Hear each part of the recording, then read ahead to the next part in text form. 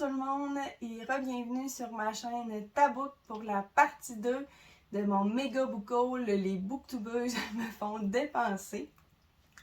Aujourd'hui, je vous dirais que le book haul pourrait avoir thématique mon amour pour les rééditions aux livres de poche. Donc on va vraiment parler de livres où je suis tombée en amour avec la couverture. Il y a plusieurs livres qui viennent d'un même auteur. C'est un auteur chouchou à moi, donc vous devez même déjà vous douter de qui je parle. Mais auparavant, je vais vous présenter deux livres que, oui, je suis vraiment tombée en amour avec ces livres à cause de la couverture, mais également à cause du contenu, du moins ce que présentait la quatrième de couverture. Vous savez, pour moi, la couverture, c'est quelque chose de très important. Il faut qu'elle m'attire parce que si une couverture m'intéresse du tout, il y a des bonnes chances que je ne sois pas attirée par le livre. Même si on va se le dire, c'est vraiment le contenu qui compte. Par contre, je sais qu'il y a des gens qui achètent des livres seulement pour leur couverture, pour que ça fasse beau dans leur bibliothèque. Moi, c'est vraiment pas mon cas. Donc, on pourra en reparler tout à l'heure. Donc, commençons le book haul avec le premier livre. Donc, le premier livre, je l'ai vu sur la chaîne Les Livres de la Crypte, qui est une booktubeuse française. Donc, le livre, c'est de Cops Queen, j'espère que je dis comme il faut, de Heather M. Herman. Donc, la couverture est vraiment magnifique. Ce n'est pas un hardback. Par contre, il y a quand même une jaquette. Oh my god! Excusez, je viens juste de voir ici. Oh my god, j'adore ça. Vous allez peut-être me trouver un peu creep, là, mais oh my god, que c'est beau.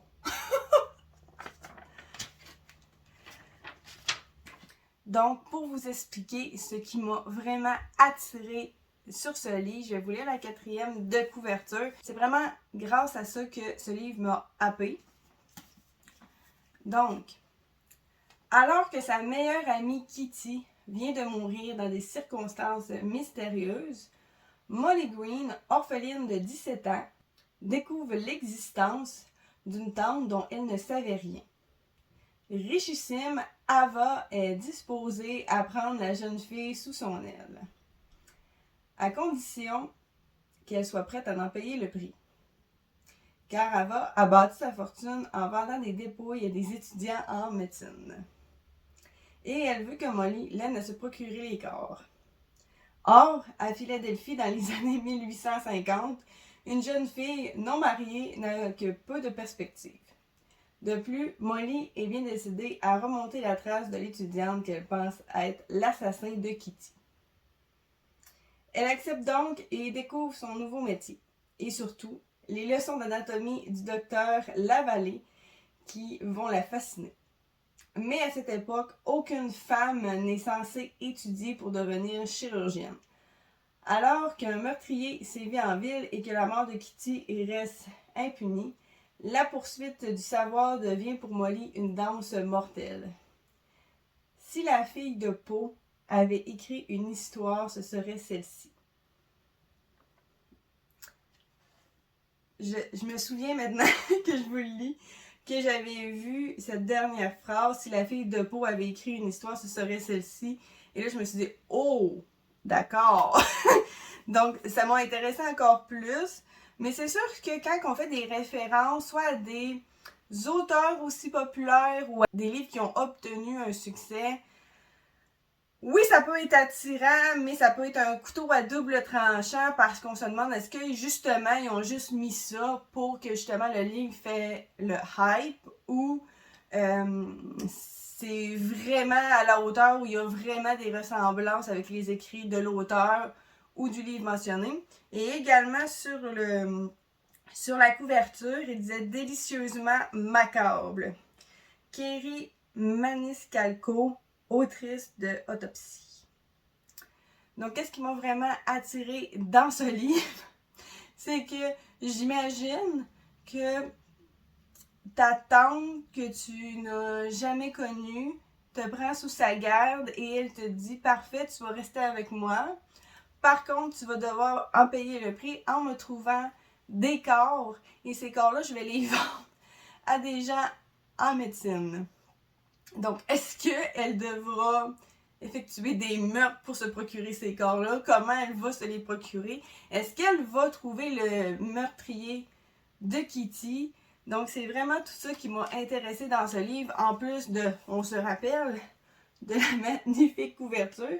La jaquette est écœurante, mais oh my god!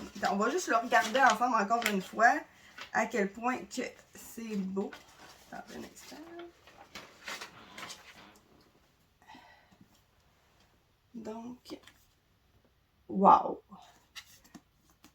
Sérieusement, je pense que le livre aurait pu être vendu comme ça, sans la jaquette. Mais bon, ça fait juste une super belle surprise quand on l'enlève. Donc, le prochain livre est La petite boutique au poison de Sarah Penner. Je me souviens pas nécessairement sur quelle chaîne je l'ai vu. Mais quand je l'ai vu sur le site de l'Ireka, parce que oui, on se souvient, mes commandes pour le book haul en 4 parties viennent tous de l'Ireka. Et aussi, comme je vous mentionnais dans ma précédente vidéo, je vous laisserai également à barre d'infos mon code de parrainage si vous voulez avoir 10% de rabais sur votre première commande. Donc, encore une fois, la couverture, je suis tombée totalement en amour. Elle est tout simplement magnifique. Ce livre est également édité au Canada chez la maison d'édition Guy Saint-Jean. Par contre, je ne sais pas pourquoi ils ont modifié le titre. J'ai vraiment vérifié que c'était le même livre. Donc, au lieu d'être La petite boutique au poison, c'est seulement La boutique au poison. Et je préfère la couverture chez Faubourg Marigny. Pas qu'elle n'est pas jolie, celle chez Saint-Jean. Par contre, je la trouve beaucoup plus simple. Celle-ci, je la trouve vraiment très détaillée. Je trouve que justement, ça fonctionne parfaitement avec la petite boutique au poison. On a vraiment l'impression que si on boit ce liquide-là, on va tomber raide mort. Mais je vais vous lire également la 4e de couverture parce que comme pour le livre précédent, c'est vraiment ça qui m'a happé. Donc, règle numéro 1. Le poison ne doit jamais être utilisé pour blesser ou tuer une autre femme. Règle 2. Le nom de la meurtrière et celui de sa victime doivent être notés dans le registre de l'apothicairesse. Une froide soirée de février 1791, à l'arrière d'une sombre ruelle londonienne, Nella attend sa prochaine cliente. Autrefois guérisseuse respectée, l'apothicairesse utilise maintenant ses connaissances dans un but beaucoup plus sombre. Elle vend des poisons parfaitement dissimulés à des femmes désespérées qui veulent tuer les hommes qui les empêchent de vivre. Mais celle qui frappe à sa porte s'avère être une jeune fille de 12 ans, Eliza Fanning. Une amitié improbable va naître entre elles et entraîner une cascade d'événements qui risquent d'exposer toutes les femmes dont le nom est inscrit dans le registre de Nella. De nos jours à Londres, Caroline Parsowell passe son 10e anniversaire de mariage seule, encore sous le choc de l'infidélité de son mari. Lorsqu'elle découvre sur les bords de la Tamise une vieille fiole d'apothicaire, elle ne peut s'empêcher de faire des recherches et va découvrir une affaire qui a hanté Londres 2 siècles auparavant. L'apothicaire tueuse en série. Alors qu'elle poursuit son investigation, la vie de Caroline va heurter celle de Nella et d'Eliza. Tout le monde n'y survivra pas. Ensorcelant comme pour une potion bien infusée, tous les ingrédients ont été méticuleusement préparés et dosés et le résultat est un roman qui nous emporte avec sa plume délicate. Donc ce livre, best-seller du New York Times, qu'est-ce qui m'a énormément interpellée dans la 4e de couverture? C'est vraiment le pouvoir donné aux femmes que justement l'apothicairesse veut aider à protéger les femmes, malgré que c'est d'une manière assez définitive, donc avec des poisons qui peuvent tuer et également pourquoi une jeune fille de 12 ans va venir voir l'apothicairesse. Est-ce qu'elle a besoin de tuer des gens dans le sens, est-ce qu'elle subit d'affreuses choses? Quel est son but? Donc ça, j'ai vraiment hâte de voir et surtout par la suite, le lien, comment que Caroline Parcewell va rentrer en lien avec Nella et Elisa suite à la découverte d'une fiole. Donc, est-ce qu'elle va essayer de tuer son mari qui lui a été infidèle? Donc, j'ai vraiment hâte de voir comment ça va nous être présenté dans ce livre. Donc, les prochains livres, comme je vous expliquais précédemment, sont tous d'un même auteur et rendu là, vous avez sûrement deviné que je parlais de Stephen King. Et oui, au livre de poche, ils sont en train de rééditer plusieurs Stephen King. Donc, je ne sais pas s'ils vont vraiment tous les rééditer, mais les nouvelles couvertures sont tout simplement magnifiques. C'est sûr que certaines, je les préférais peut-être dans l'ancienne version, mais il y en a quand même très peu. Comme par exemple, de Dôme, je préférais l'ancienne couverture parce que ça faisait vraiment un dôme quand on unissait le tome 1 et le tome 2, mais les nouvelles couvertures de Dôme sont super belles aussi. Histoire de l'Élysée, je trouve que la couverture, oui, la réédition est jolie, mais je préférais vraiment l'ancienne couverture que j'ai, donc avec la femme et les fleurs. Mais ça, c'est mon goût personnel. Mais, comme je vous dis, la majorité des couvertures qui sont en réédition, je tombe totalement en amour avec. Je sais pas si vous me suivez sur Instagram, mais je parlais justement de Dr. Sleep, que la couverture, je n'étais pas capable de la trouver en format poche, avec justement le chat enfermé dans la bouteille. La couverture Réarum noire, je la trouve affreuse. Donc c'est pour ça que je m'avais acheté le grand format de Dr. Sleep. Donc je vais vous présenter les nouvelles couvertures. Vous pouvez en voir déjà quelques-unes ici que j'ai mis en évidence. Et comme vous savez, moi je suis quelqu'un qui veut découvrir beaucoup de Stephen King. Mais par contre, je ne comprends pas.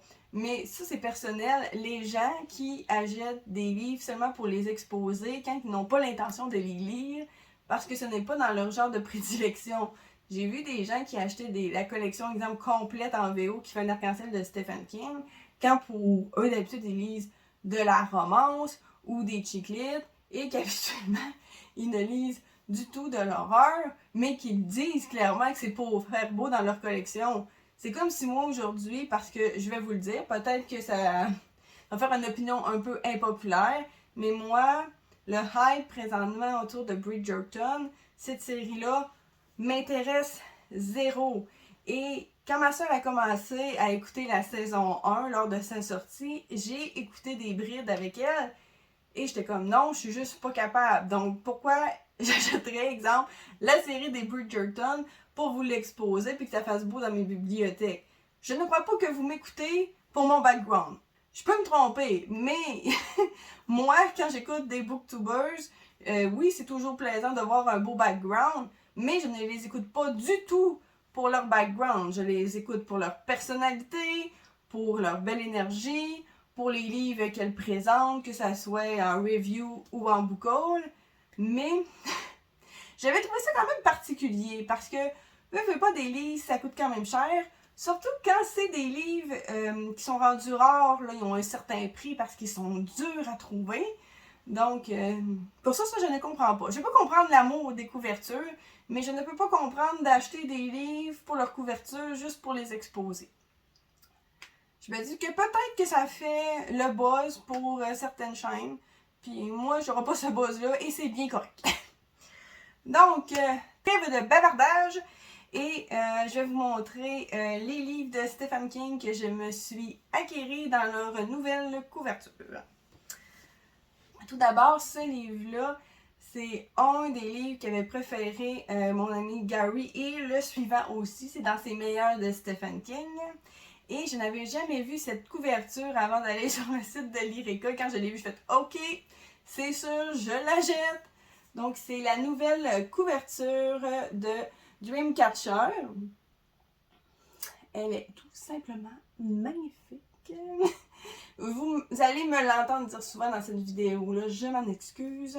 Donc, pour les gens qui ne connaissent pas l'histoire de Dreamcatcher, et aussi, petite parenthèse, je sais il y en a beaucoup dans ma vidéo, si vous voulez découvrir des résumés sur les livres de Stephen King, autre que lire la 4e de couverture, d'un passionné de Stephen King qui les a toutes lues, sans divulgacheur, je vous conseille d'aller sur la chaîne de Chronique Livresse, qui est un YouTuber en Europe également. Il a fait 10 vidéos sur tous les livres de Stephen King chronologiquement.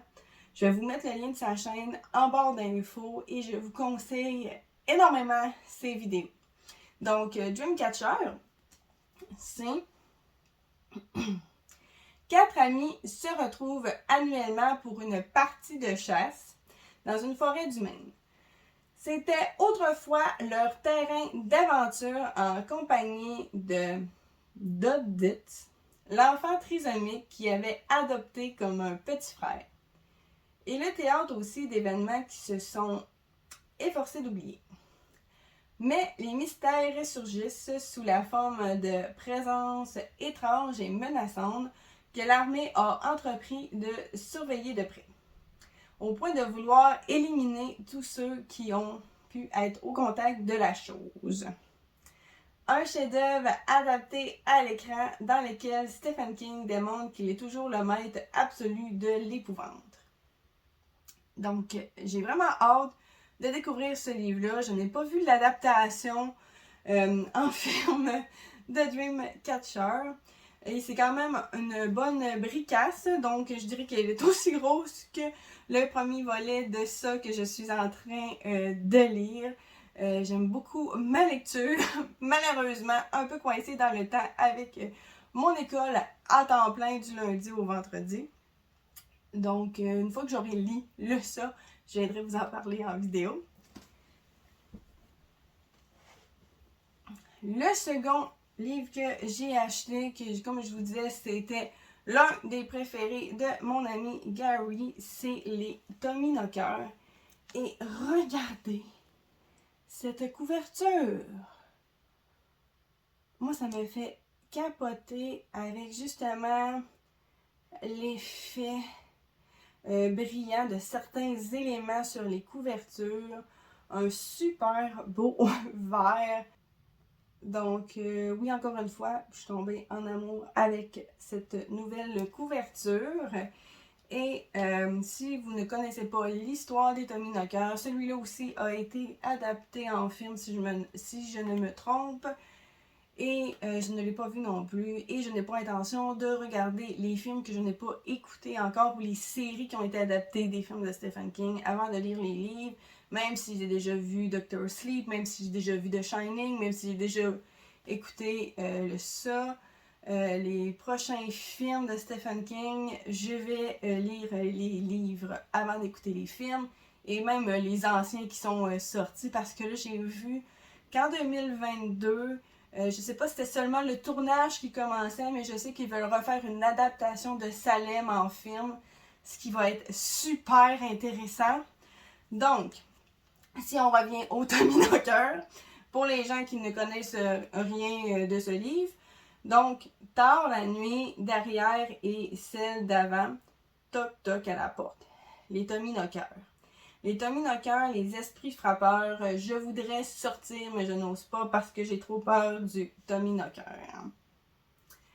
Tout commence par les rites apaisants d'une berceuse, mais sous la plume de Stephen King, les vers anodins se muent en une inoubliable parabole de l'épouvante qui entraîne les habitants, pourtant bien sages et terre à terre d'un paisible village, dans un enfer plus horrible que leurs plus abominables cauchemars, ou que les vôtres. Une histoire fascinante et démoniaque que seul Stephen King pourrait écrire. Lorsqu'on frappera à votre porte, par prudence, mettez la chaîne si tant est qu'une chaîne suffise. Donc, ce livre, j'en sais que également Sylvain Desmentis sur YouTube l'avait commencé. Il avait vraiment aimé le début. Je ne sais pas s'il avait terminé et si finalement il avait aimé dans l'intégralité. Je sais également que Chronique Livresse, lui, l'avait trouvé peut-être un peu long. Ce que j'en ai entendu dire, c'est que la première moitié, on est vraiment dans la découverte, je pense que c'est limite comme d'un ovni, qui tomberait dans la cour de quelqu'un et la personne essaierait de déterrer cet objet qui était tombé du ciel. Et les voisins viennent voir où en est l'avancée de ceci et de qu'est-ce qu'ils vont trouver. Moi, c'est sûr que j'en connais pas plus sur les Tominoqueurs, donc j'ai bien hâte de voir ce qui m'a été dit et des avis mitigés, moi, l'avis que je vais m'en faire. Encore une fois, une énorme bricasse.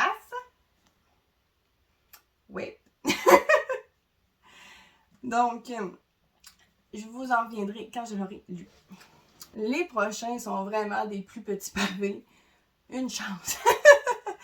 Donc, le prochain, c'est la réédition de Charlie.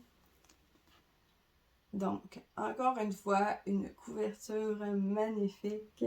Donc, où on voit le personnage de Charlie des flammes parce que cette personne-là, si j'ai bien compris, peut faire enflammer ce qu'elle veut.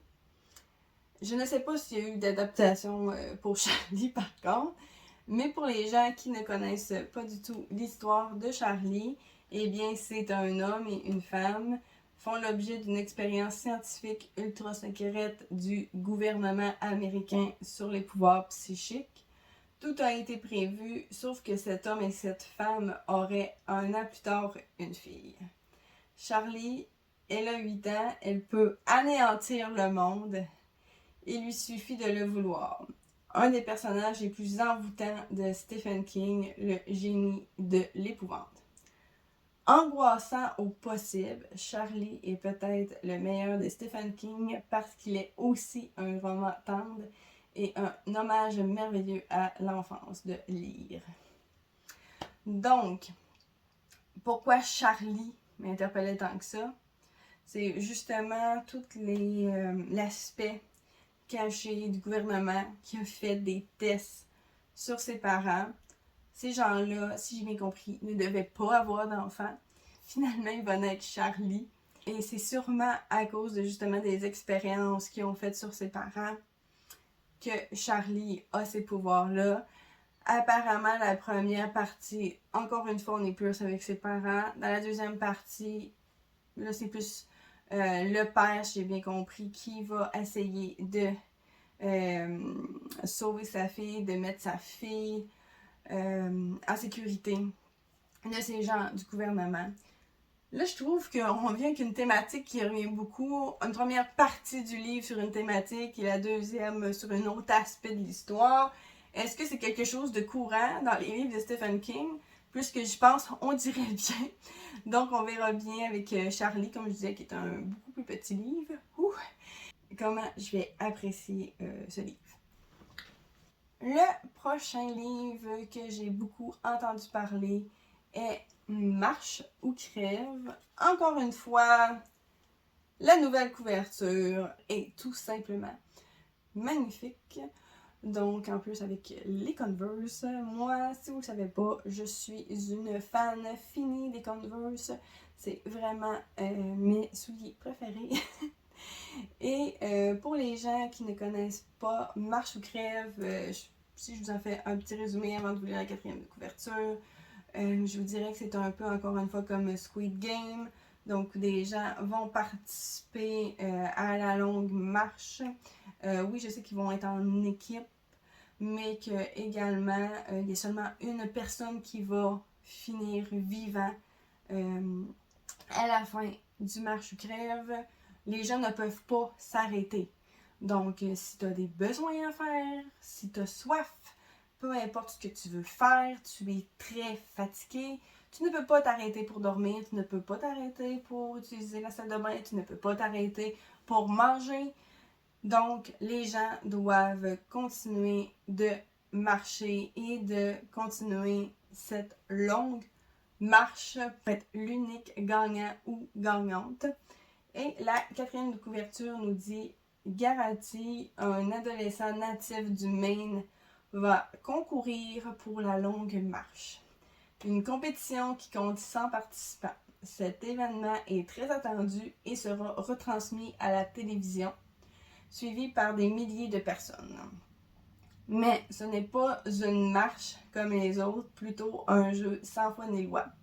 Garati a tout intérêt à gagner, le contraire pourrait lui coûter cher, très cher.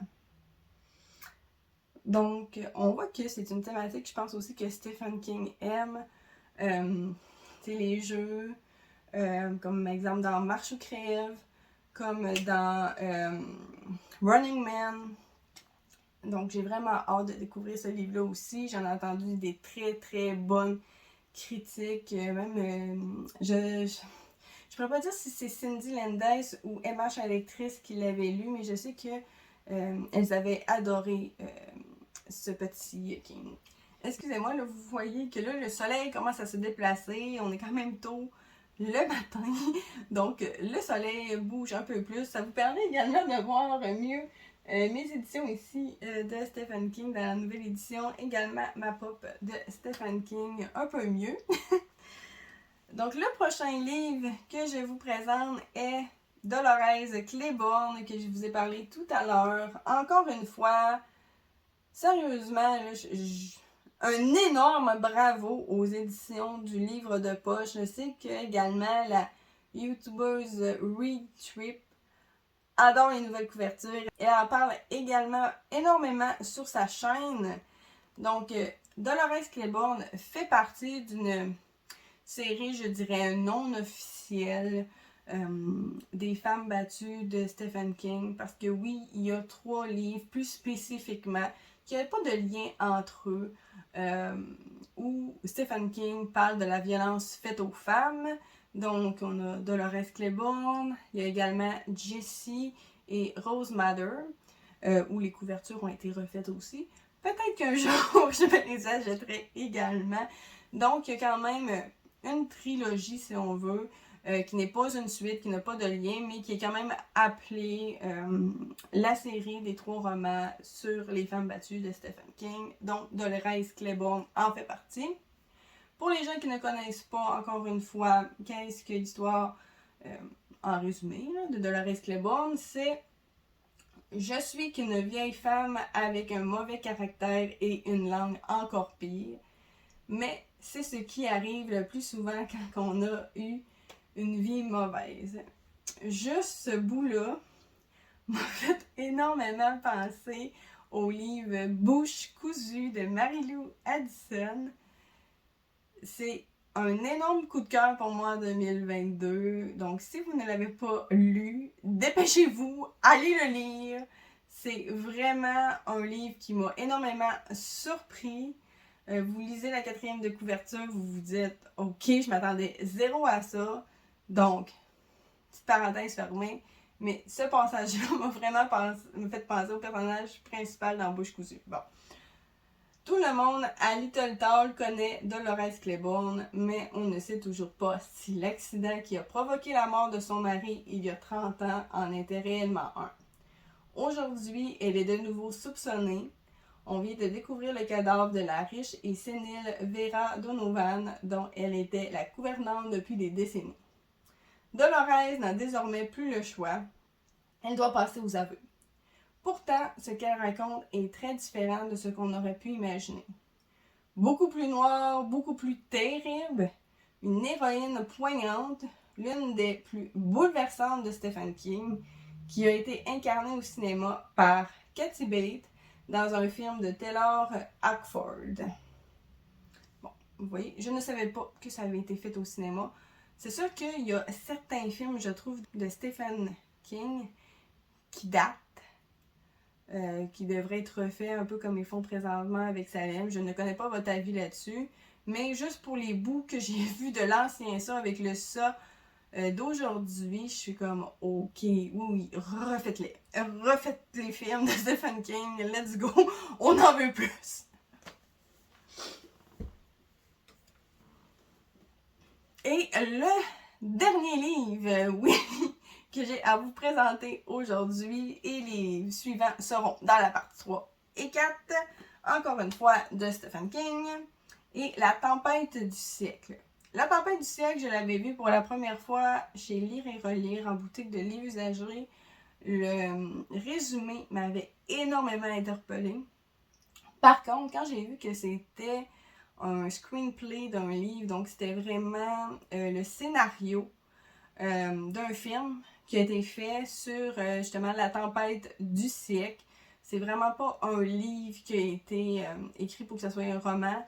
Vous pouvez même voir qu'à l'intérieur, c'est vraiment différent que les livres normaux parce que c'est vraiment le scénario qui est écrit. Mais quand j'ai vu sur la chaîne de Read Trip cette couverture, je suis tombée encore une fois en amour. Surtout moi qui viens d'un endroit avec beaucoup d'eau, je suis comme... Ça me fait vraiment penser à mes racines. Et moi, je suis quelqu'un dans la vie qui adore vraiment beaucoup tout ce qui est bois, forêt, mais qui adore aussi être au bord de l'eau. Et j'espère qu'un jour, je pourrai avoir une maison qui pourra avoir un mix de bois, style un peu chalet, avec une super belle vue sur l'eau. Je serai aux anges. Donc, une super belle couverture, encore une fois, au livre de poche. Et pour les gens qui auraient aucune idée de ce qui est la tempête du siècle, je vais vous lire encore une fois la 4e de couverture. J'espère que vous ne trouvez pas ça trop ennuyeux. En tout cas, vous pouvez me dire en commentaire si vous aimez la formule. Donc, sur Little Tall Island, on a l'habitude des tempêtes. Pourtant, celle qui s'annonce sera, dit-on, particulièrement violente. Et surtout, la petite communauté tremble d'héberger Linoge, l'assassin de la vieille Miss Clarendon. Cet homme étrange fait même peur au shérif. Lui n'a pas peur. Il s'est laissé arrêter. Il connaît son propre pouvoir. Si on lui donne ce qu'il veut, il partira. Et tandis que l'ouragan se déchaîne dans le froid et la neige, il va faire connaître ses exigences. Stephen King nous mène aux limites de l'épouvante vers quelque chose que l'on n'a jamais vu, quelque chose que personne ne peut voir. Stephen King puis ses 4e de couverture, c'est toujours quelque chose qu'on se demande, ok, où est-ce que ça va nous emmener? Donc, un autre livre que j'ai le plaisir d'ajouter à ma belle collection de Stephen King. Également, juste avant qu'on termine, je voulais vous parler également tout à l'heure, comme je vous parlais dans la petite boutique au poison. Donc, cette édition, comme je vous disais, a été publiée en Europe. Également a été publiée chez Guy Saint-Jean au Québec. Et j'avais préféré la couverture qu'on voit dans la maison d'édition en Europe. Par contre, je ne sais pas si vous avez vu, mais il y a eu également des couvertures qui ont été refaites de livres de Patrick Sénécal. Donc, 51-50 rue des Ormes. Il y a également eu Alice et Flo qui ont été faites chez Ramsay en Europe. Et je préfère de loin celle faite par Jake Dion à lire au Québec. Donc, je trouve que ça a vraiment plus une identité que celles qui ont été faites chez Ramsay en Europe. Je trouve qu'ils ont voulu trop faire des couvertures un peu dans le même style que Adler Olsen. Je trouve que, oui, ça fait trailer, mais ça fait pas du tout, je trouve, l'identité qu'on va chercher avec celle de Jake Dion. Je vous en mettrai des photos, mais même, il y a une certaine image avec une valise, avec un énorme tag marqué Montréal sur le tour. Il n'y a personne ici que ça, là.